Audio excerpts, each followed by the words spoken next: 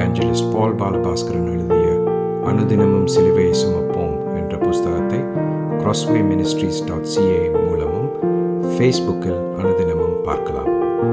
நிச்சயமாக இந்த வார்த்தைகள் உங்கள் ஆவிக்குரிய வாழ்க்கைக்கு உதவியாக இருக்கும் என்றும் நம்முடைய கர்த்தராகிய இயேசு கிறிஸ்துவையும் அவர் சிலுவையில் நிறைவேற்றியதையும் மகிமைப்படுத்தும் என்று நாம் நம்புகிறோம்.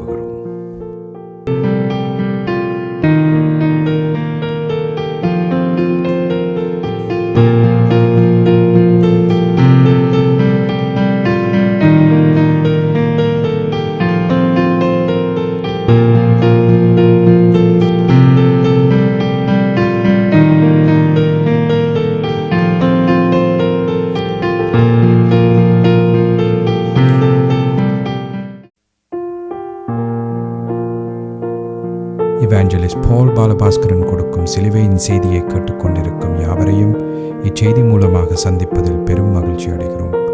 கர்த்தராகிய இயேசு கிறிஸ்துவனுடைய கிருபையும் தேவனுடைய அன்பும் பரிசுத்த ஆவியானவருடைய ஐக்கியமும் உங்கள் அனைவரோடும் கூட இருப்பதாக. ஆமென்.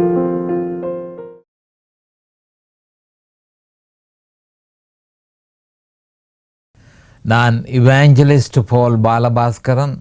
சிலுவையின் செய்தி என்ற இந்த நிகழ்ச்சியில் என் சகோதரர்கள், என் சகோதரிகள், என் நண்பர்கள் எல்லோரையும் மறுபடியும் சந்திப்பதில் நான் பெரும் மகிழ்ச்சி அடைகிறேன். இந்த அருமையான நேரத்தை கர்த்தராகிய இயேசு கிறிஸ்து எங்களுக்கு ஒதுக்கி தந்திருக்கிறார்.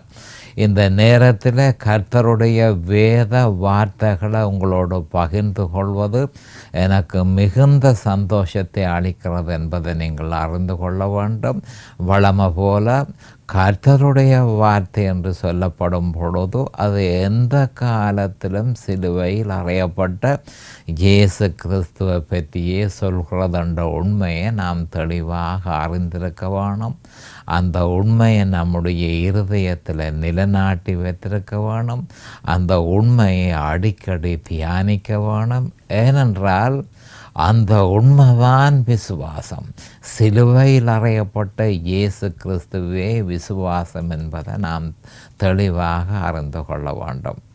இப்பொழுது நாம் வேத வார்த்தைக்கு போவோம். ரோமர் 8:34. ஆக்கினைக்குள்ளாக தீர்க்கிறவன் யார்? கிறிஸ்துவே மரித்தவர், அவரே எழுந்தும் இருக்கிறவர், அவரே தேவனுடைய வலது பார்சத்திலும் இருக்கிறவர், நமக்காக வேண்டுதல் செய்கிறவரும் அவரே என்று சொல்லப்பட்டிருக்கிறாங்க. திருப்பி மறுபடியும் இருக்க வாசிக்கிறோம். மிக முக்கியமான ஒரு வேத வாக்கியம், ஆவிக்குரிய கருத்து நிறைந்த ஒரு வேத வாக்கியம். ஆக்கினைக்குள்ளாக ரோமர் 8:34 ஆக்கினைக்குள்ளாக தீர்க்கிறவன் யார்?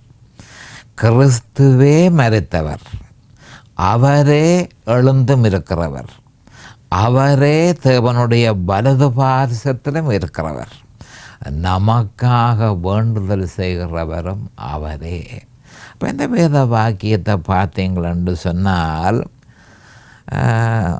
ஆக்கினைக்குள்ளாக தீர்க்கிறவன் ஏனென்று சொன்னால் அநேகமான கிறிஸ்தவர்களை, மறுபிறப்பு பெற்ற கிறிஸ்தவர்களை மற்ற கிறிஸ்தவர்கள் ஆக்கினைக்குள்ளாக, மற்ற கிறிஸ்தவர்கள் அதாவது மதத்தை பின்பற்றுகிற கிறிஸ்தவர்கள் ஆக்கினைக்குள்ளாக தீர்க்கிறது வழக்கம்.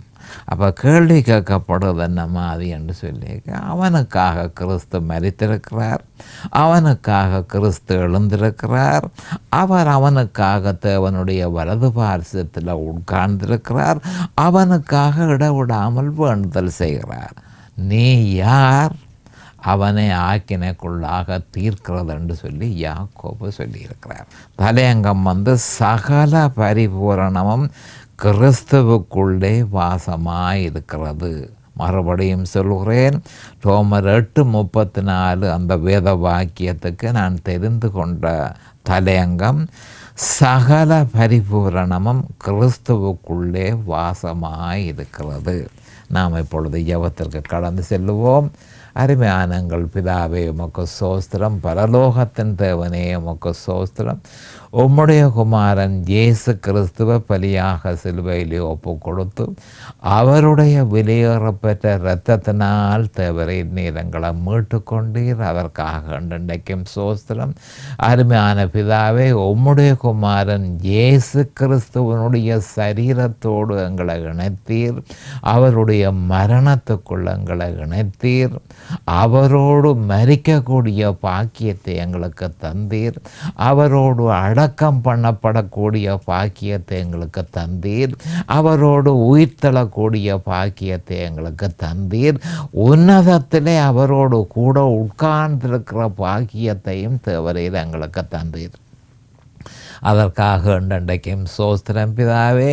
இந்த நேரத்தில் இதனை கேட்டுக்கொண்டிருக்கிற என் சகோதர சகோதரிகள் நண்பர்கள் எல்லோரையும் தேவரீர் ஆசீர்வதித்து அபிஷேகித்து உம்முடைய வேத வார்த்தைகளை அறிந்து கொள்ளக்கூடிய பாக்கியத்தை அவர்களுக்கு கொடுத்தருள வேணும் என்றும் அவர்களுக்கு பிரகாசமான மனக்கண்களை கொடுத்தருள வேணும் என்றும் அதே நேரம் அடியேனையும் அபிஷேகித்து உம்முடைய வேத வார்த்தைகளை நிதானமான முறையில் போதிக்க உம்முடைய பரிசுத்த ஆவியானவர் தாமே முன்னொன்று வழி நடத்த வேணும் என்று இயேசு கிறிஸ்துவின் நாமத்தினால் கேட்டுக்கொள்கிறேன்.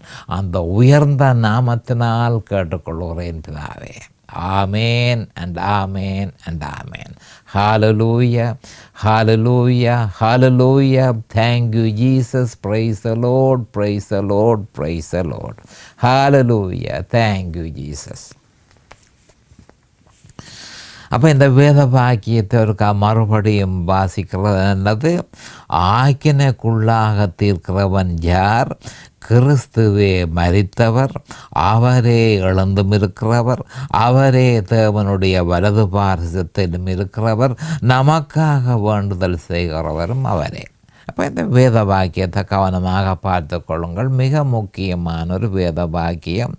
இப்போ தேவனால் தெரிந்து கொள்ளப்பட்டவர்கள் மேல் குற்றஞ்சாட்டுபவன் யார்?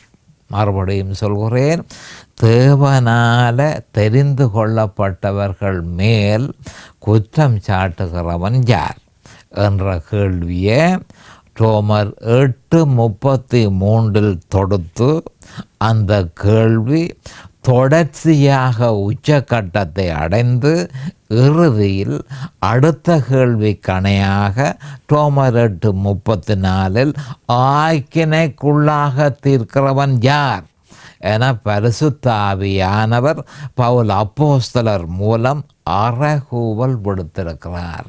அப்போ தொடர்ச்சியாக கொண்டு வந்து ஆண்டவர் இப்படி செய்திருக்கிறார், இப்படி செய்திருக்கிறார், இப்படி செய்திருக்கிறார் என்று எல்லாவற்றையும் சொல்லி கடைசியில் ஒரு கேள்வியை பரிசுத்த ஆவியானவர் கேட்கிறார். ஏன் உன்னுடைய சகோதரனை என்னத்துக்காக நீ ஆக்கினைக்குள்ளாக தீர்க்கிறாய்? அதிகமான கிறிஸ்தவர்கள் அறிந்தோ அறியாமலோ இந்த விதமான வேலையில் ஈடுபட்டிருக்கிறபடியினால இந்த கேள்வி ஆண்ட பரிசுத்த ஆவியானவர் கேட்கிறார். அப்போ இந்த கேள்வி மிகுந்த முக்கியத்துவம் வாய்ந்தபடியால் இதனை பற்றி விவரமாக பரிசீலனை செய்வது மிகவும் அவசியமாக இருக்கிறது. தேவனால் தெரிந்து கொள்ளப்பட்டவனை ஆக்கினைக்குள்ளாக தீர்க்கிறவன் யார் என்பதனை பற்றி சற்று விவரமாக நாங்கள் பார்ப்போம். உண்மையில் ஆக்கினைக்குள்ளாக தீர்க்கிறவர்கள் பலராக இருக்கிறார்கள்.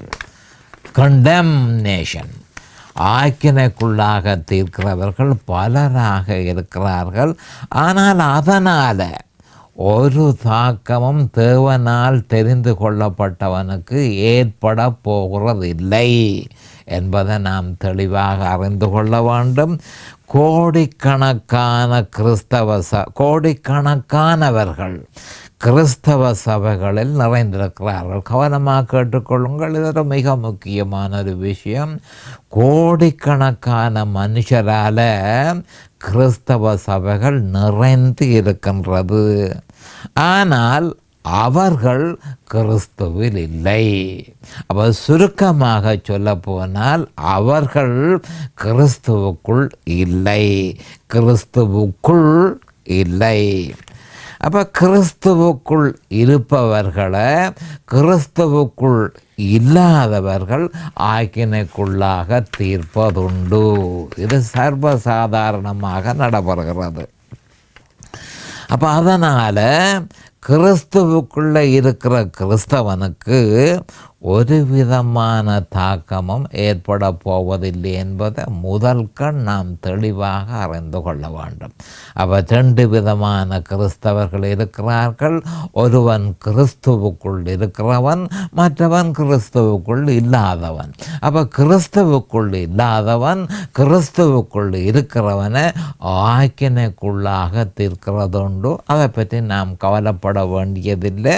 அதனால் ஒரு விதமான தாக்கமும் கிறிஸ்துவுக்குள் இருக்கிறவனுக்கு ஏற்பட போவதில்லை என்பதை நாம் அறிந்து கொள்ள வேண்டும்.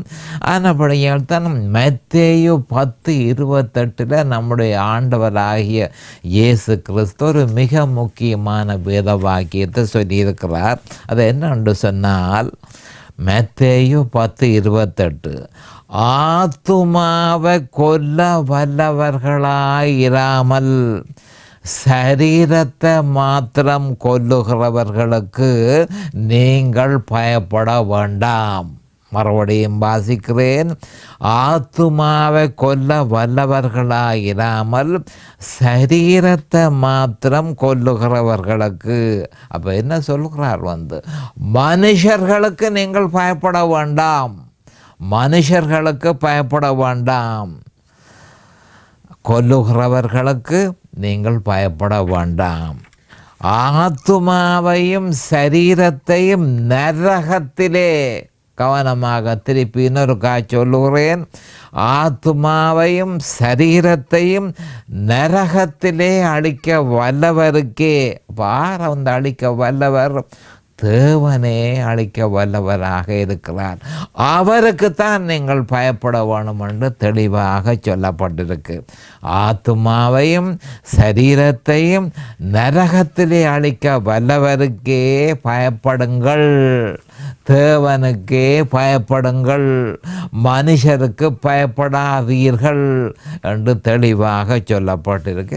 ஆண்டவராகிய இயேசு கிறிஸ்து மத்தேயு 10:28 தெளிவாக உறுதிப்படுத்தி இருக்கிறார்.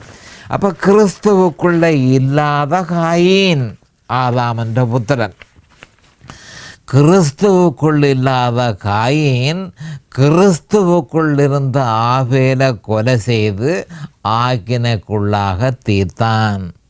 எப்படி இருக்க, விசுவாசத்தினால் ஆபேல் காயினுடைய பலியிலும் மேன்மையான பலியை தேவனுக்கு செலுத்தியபடியால் அவன் நீதிமான் என்று சாட்சி பெற்றான். அவன் காணிக்கையை குறித்து தேவனே சாட்சி கொடுத்தார். ஆபேல் மரித்து இன்றும் பரலோகத்திலிருந்து பேசுகிறான். எபிரேயர் 11:4 தெளிவாக சொல்லப்பட்டிருக்கு. அப்போ ஆபேல் மரித்து பரலோகத்தில் இருந்து இன்றும் பேசிக்கொண்டே இருக்கிறான். ஆனால் காயினுக்கு என்ன நடந்தது? காயினோ இன்றும் நரகத்தில் உழலுகிறான். யூதா 1:11 சொல்லப்பட்டிருக்கு. யூதா 1:11. அப்போ நீதிமான்களுக்கு எதிராக ஆக்கின தீர்ப்பு கொடுப்பவர்கள் பலர் என்றதை நாம் தெளிவாக அறிந்திருக்க வேணும்.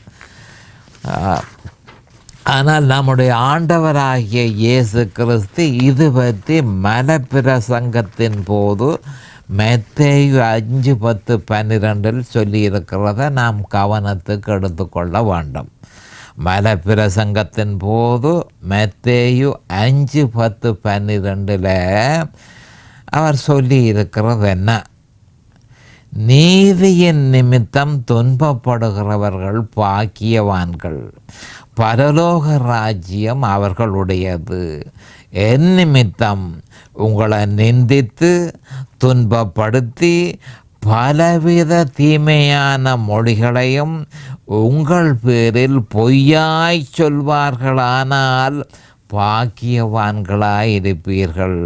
சந்தோஷப்பட்டு களி கூறுங்கள், பரலோகத்தில் உங்கள் பலன் மிகுதியாயிருக்கும். உங்களுக்கு முன்னிருந்த தீர்க்கதரிசிகளையும் அப்படி துன்பப்படுத்தினார்களே என்று கூறியிருக்கிறார். அப்போ இந்த வேத வாக்கியத்தை பற்றி மிக முக்கியமான ஒரு வேத வாக்கியம், இதனுடைய ஆவிக்குரிய கருத்தை நாம் அறிந்து கொள்ள வேணும். நீதியின் நிமித்தம் துன்பப்படுகிறவர்கள் பாக்கியவான்கள். அப்போ அதனுடைய அர்த்தம் என்னன்னு சொன்னால், சுயநீதியில் செயற்படுபவர்கள், சுயநீதியில் செயற்படுபவர்கள் தேவநீதியில் தங்கி இருப்பவர்களை துன்பப்படுத்துவார்கள் என்று சொல்லப்பட்டு கிடக்கு. பரலோக ராஜ்யம் அவர்களுடையது. அப்போ தேவநீதியை உடையவர்கள் பரலோக ராஜ்யத்தை உடையவர்கள். தேவநீதி முற்றிலும் கிறிஸ்துவிலேயே உண்டு என்ற ஒரு உண்மையை நாம் அறிந்து கொள்ள வேணும். அடுத்தது, என் நிமித்தம் உங்களை நிந்தித்து துன்பப்படுத்தி பலவிதமான தீமையான மொழிகளையும் உங்கள் பேரில் பொய்யாய் சொல்வார்களானால் பாக்கியவான்களாயிருப்பீர்கள். அப்போ என்ன சொல்லப்பட்டிருக்கிறது கவனமாக கேளுங்கள். கிறிஸ்து ஒருவரே என் நிமித்தம் என்று சொல்ல முடியும். ஏன்? அவர் தேவனாக இருக்கிறபடியினால என் நிமித்தம் என்று சொல்ல அவர் ஒருவருக்கே தகுதியுண்டு. அடுத்தது, உங்கள் பேரில் பொய்யாய் சொல்வார்களானால், அப்போ சிலுவையை பற்றிய இடறல் தொடரவே செய்யும்.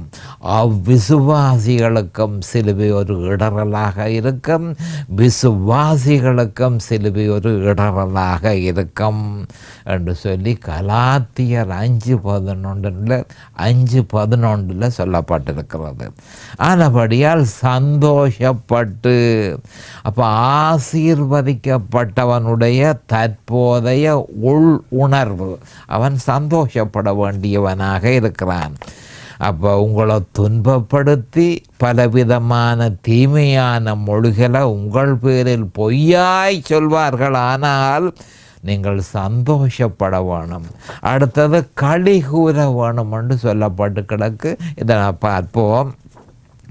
சுயநீதியே எந்த காலத்தும் தேவநீதியை துன்புறுத்தும்.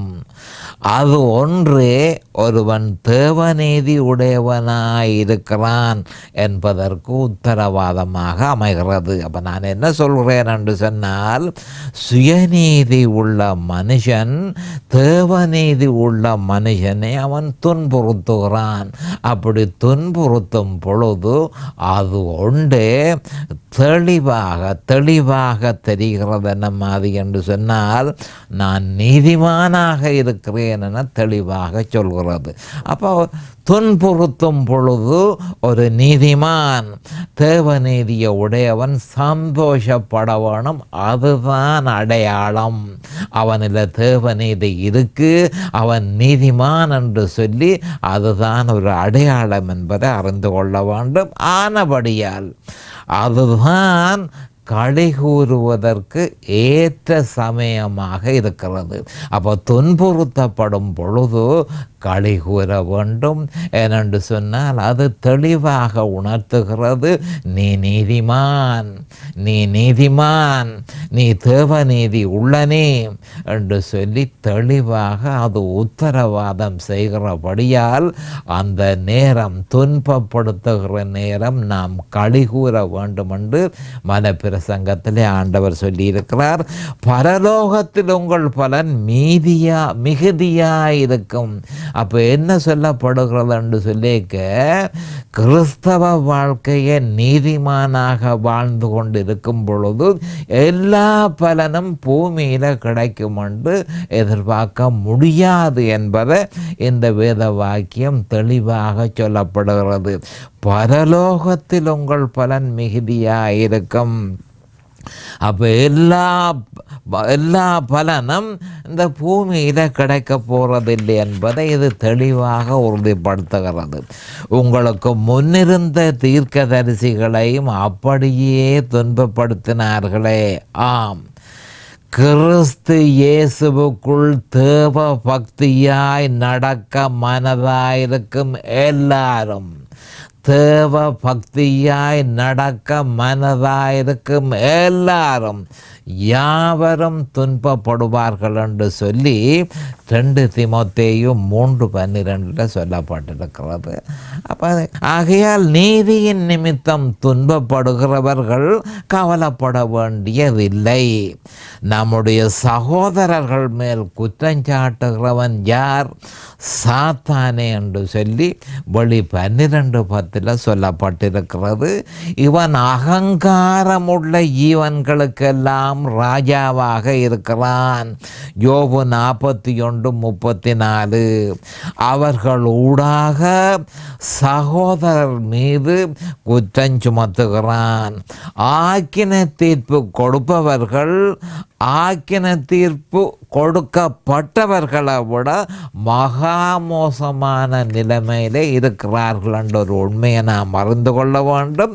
இவர்கள் வஞ்சகத்தினால் ஏமாற்றப்பட்டு ஏசாயாவின் தீர்க்க தரிசனம் இவர்களில் நிறைவேறி மத்தேயு 13:5 சுயநீதியினால் ஆக்கிரமிக்கப்பட்டு தம்மைத்தாமே கெடுத்த வண்ணமாய் இருக்கிறார்கள். அப்போ சுயநீதியினாலே ஆக்கிரமிக்கப்பட்ட பரிசேயரும் வேதபாரகரும் பிரதான ஆசாரியர்களுமே இயேசு கிறிஸ்துவை குற்றம் சாட்டி அவரை சிலுவையிலே அறைந்தார்கள் என்ற ஒரு உண்மையை நாம் தெளிவாக அறிந்து கொள்ள வேணும்.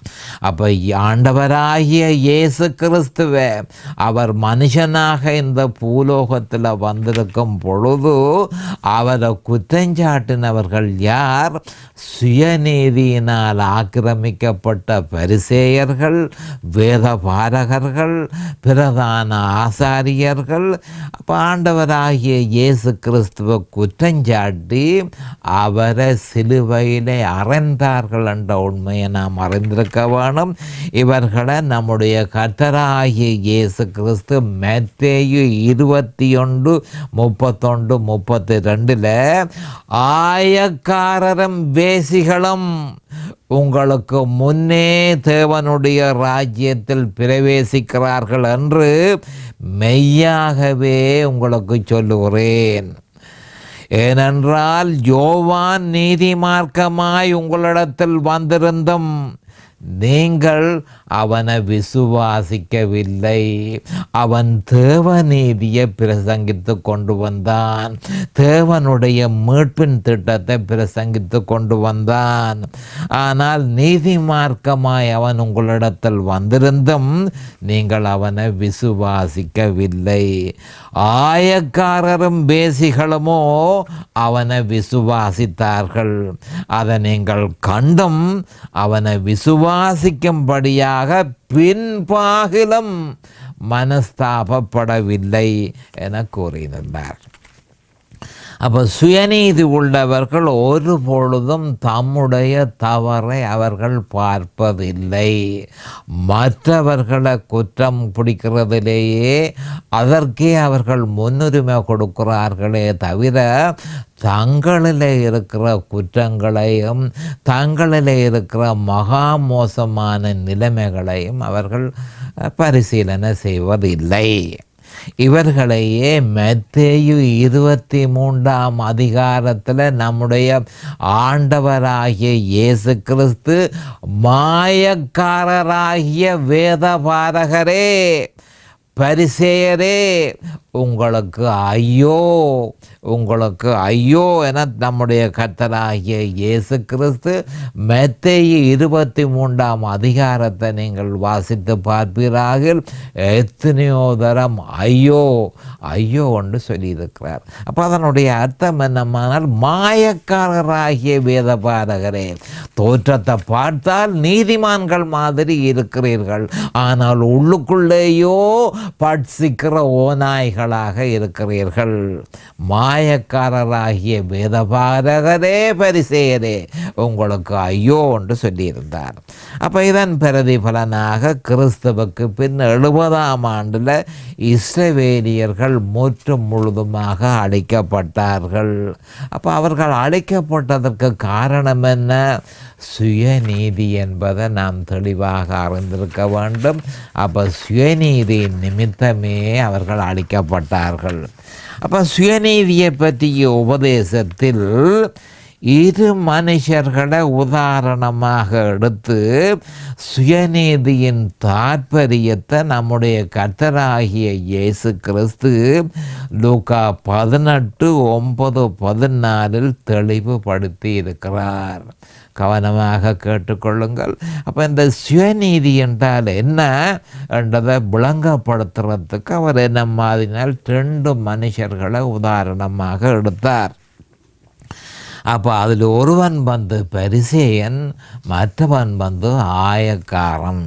அப்போ அந்த 2 பேரையும் எடுத்து ஆயக்காரன் அப்படிப்பட்டவன், ஆயக்காரன் தேவநீதி உடையவன், பரிசேயனோ சுயநீதி உடையவன் என்பதை தெளிவாக ஒரு உதாரணம் மூலம் லூக்கா 18:9-14 நம்முடைய ஆண்டவராகிய இயேசு கிறிஸ்து தெளிவுபடுத்தி காண்பியிருக்கிறார்.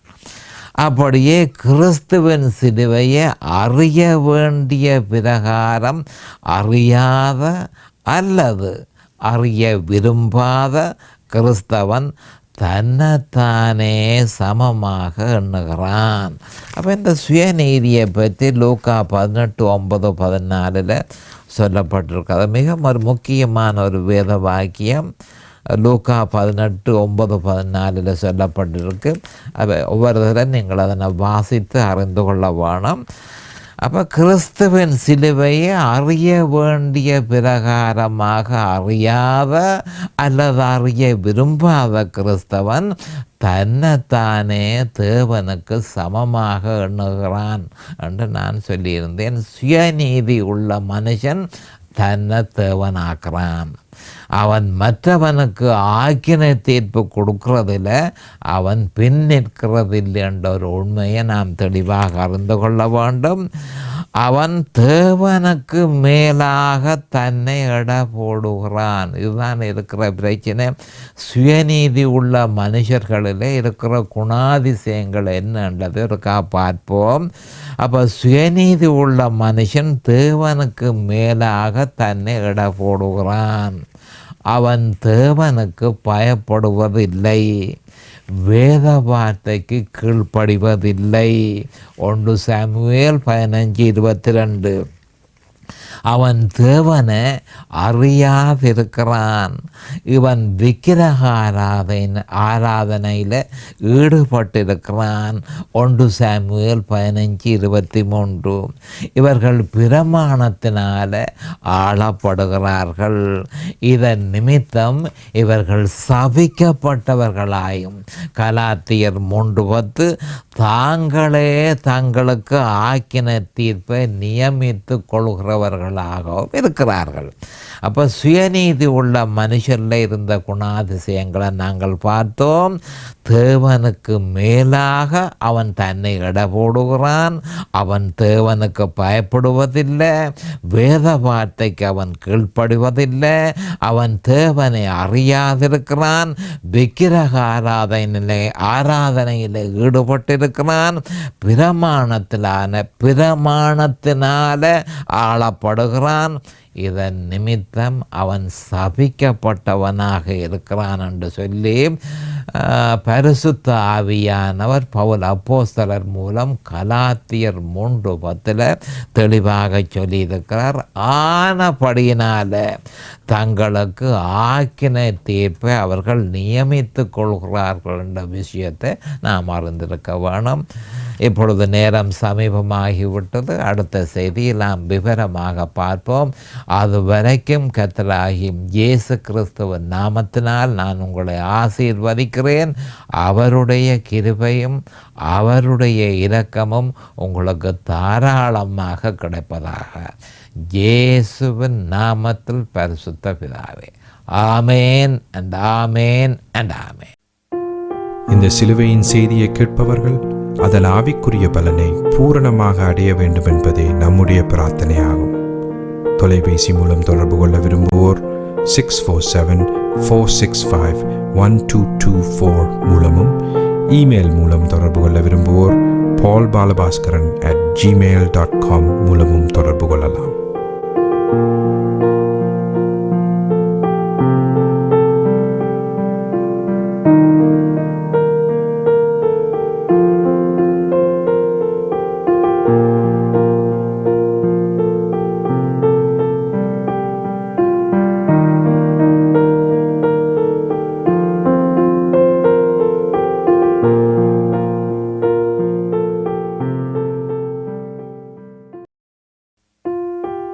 இவாஞ்சலிஸ்ட் பால் பாலபாஸ்கரன் எழுதிய அனுதினமும் சிலுவையை சுமப்போம் என்ற புஸ்தகத்தை crosswayministries.ca மூலமும் ஃபேஸ்புக்கில் அனுதினமும் பார்க்கலாம். நிச்சயமாக இந்த வார்த்தைகள் உங்கள் ஆவிக்குரிய வாழ்க்கைக்கு உதவியாக இருக்கும் என்றும், நம்முடைய கர்த்தராகிய இயேசு கிறிஸ்துவையும் அவர் சிலுவையில் நிறைவேற்றியதையும் மகிமைப்படுத்தும் என்று நாம்